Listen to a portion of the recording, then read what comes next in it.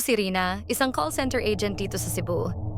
Dahil sa night shift, sanay na akong umuwi ng alas 10 ng gabi.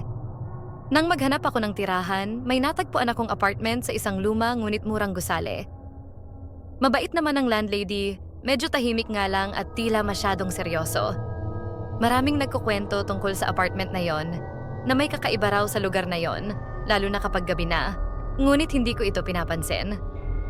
Palagi ko lang sinasabi sa sarili ko, kwento lang naman yon. Hindi totoo. Isang gabi, bandang alas 2 ng umaga, kararating ko lang mula sa shift ko. Tahimik ang buong paligid. Ang tanging ilaw ay mula sa poste sa labas ng apartment at kaunting sinag ng buwan. Pagpasok ko, napansin kong may kakaibang lamig sa paligid. Isang malamig na simoy ng hangin na tila nagmumula sa itaas ng hagdan. Ako lang mag-isa sa unit ko sa unang palapag at alam kong ang landlady ko lang ang nasa itaas.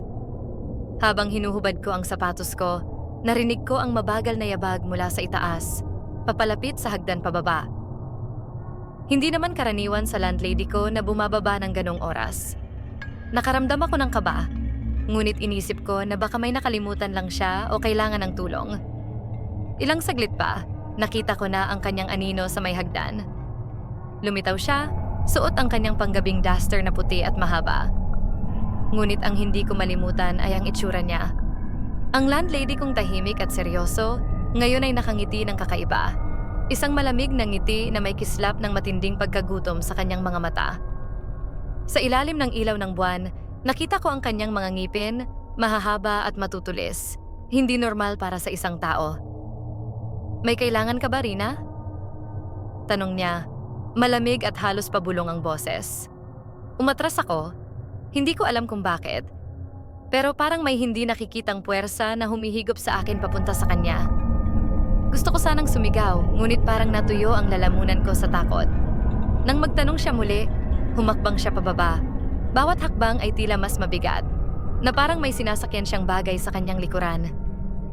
Sobrang kaba ang naramdaman ko kaya't mabilis akong tumakbo papasok sa kwarto, isinara ko ang pinto at nagkulong sa loob. Pilit kong kinakalma ang sarili ko, pero naririnig ko pa rin ang kanyang mabagal na yabag na papalapit sa pinto. Hindi ko na kinaya, kaya't nagpasya akong umakyat sa bintana at tumalon sa likod ng apartment para makalayo.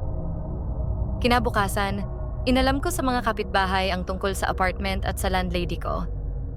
Doon ko nalaman na matagal na pala siyang may kwento ng kababalaghan. May mga dating nangungupahan na nagsasabing may kakaiba sa kanya, na tuwing hating gabi, may naririnig silang mga yabag at bulong mula sa kanyang unit. Sabi pa ng iba, ilang tao na rin ang umalis nang walang paalam dahil sa takot. Hindi ko na binalikan ang apartment na yon at naghanap na ako ng ibang matutuluyan. Hanggang ngayon, hindi ko makalimutan ang itsura ng landlady kong iyon, ang malamig na ngiti at ang mga matang tila sumisilip sa kaibuturan ng aking kaluluwa. Marahil, isa lang siyang ordinaryong tao sa umaga, ngunit sa dilim ng gabi, tila nagbabago ang kanyang anyo. Ito ang kwento ko, at sa bawat gabi, hindi ko maiwasang magpasalamat na nakatakas ako.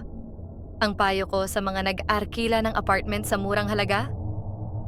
Magtanong ng mabuti at alamin kung sino nga ba ang totoong may-ari ng inuupahan mo. Baka isang gabi, ikaw rin ay magising sa isang kwentong hindi mo kailanman akalaing totoo.